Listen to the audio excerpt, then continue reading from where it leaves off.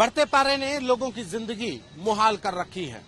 लोग सड़कों पर निकलने से बच रहे हैं, लेकिन जिनकी मजबूरी है कि उनको बाहर निकलना ही है, भले ही उनका जरूरी काम हो या जरूरी यात्रा, उनके लिए सिर्फ ऐसे ही बेल का शरबत, गन्ने का रस या ऐसे ही तमाम ठंडा पानी किसी रामबाण से कम नहीं है। वही एक अकेला सहारा है।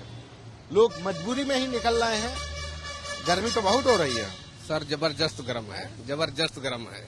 कहाँ जा रहे हैं इसी गर्मी में? जब जबरदस्त तो घर में बैठिए। अरे साहब, अब 4 पैसे कमाना है तो बाहर तो निकलना ही पड़ेगा। जो है यही सरदार जी हैं, उनसे टायर लेने आए थे जो है गाड़ी के लिए। अच्छा जी, आप तो पूरा इंतजाम करके अंगोछा लपेट के चले हैं। पेट के लिए भैया घर से निकलना ही पड़ेगा। कमाना जरूरी है और खाना जरूरी है, बाकी गर्मी तो झेलनी ही है। कुदरत की मार है, झेल रहे हैं हम लोग। भगवान कब तक ये गर्मी, कुछ है कि बारिश? मिलने के 22 तारीख के बाद उम्मीद है, लेकिन उम्मीद पर दुनिया कायम है, हम भी उम्मीद में ही चल रहे हैं। तब तक उम्मीद से इस गर्मी से निपटने के लिए क्या क्या क्या मतलब शरबत है, कोल्ड ड्रिंक है, तरल पदार्थ का यूज कर रहे हैं जो सरकार कहती है, और बच्चों को भी पालना है, इसलिए बाहर भी निकलना जरूरी है। 2 वक्त की रोटी कमाने की मजबूरी है, लेकिन कुछ अपने भविष्य को भी सुनहरा करने के लिए, भविष्य के सपनों को पूरा करने के लिए वाले भी लोग हैं।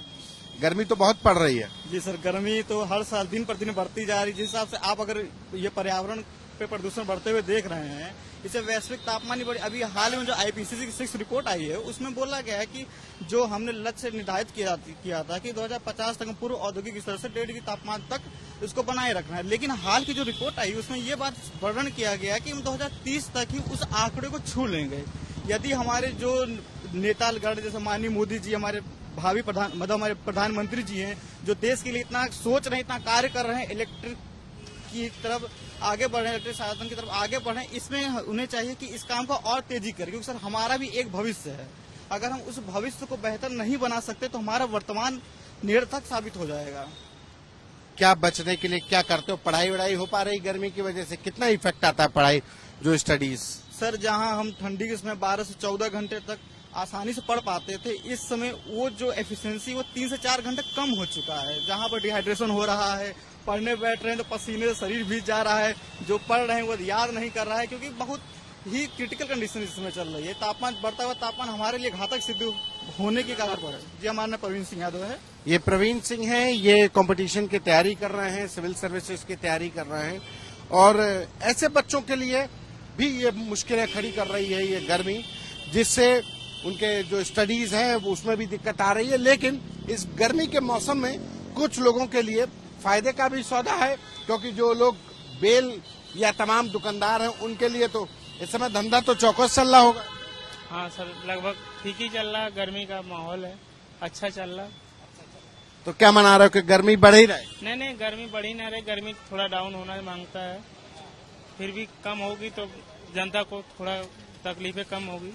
तुम्हारी तो आमदनी कम हो जाएगी। नहीं, आमदनी से कुछ लेना देना नहीं, मेरा तब भी होता है, अब भी होगा, लेकिन फिलहाल गर्मी ज्यादा है, ये कम हो तो ज्यादा बेहतर होगा।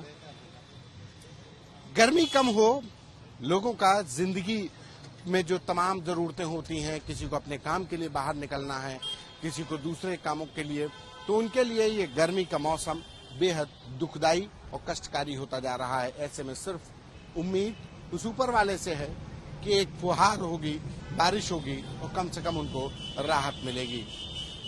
कैमरा पर्सन गौरव के साथ संतोष कुमार, आज तक।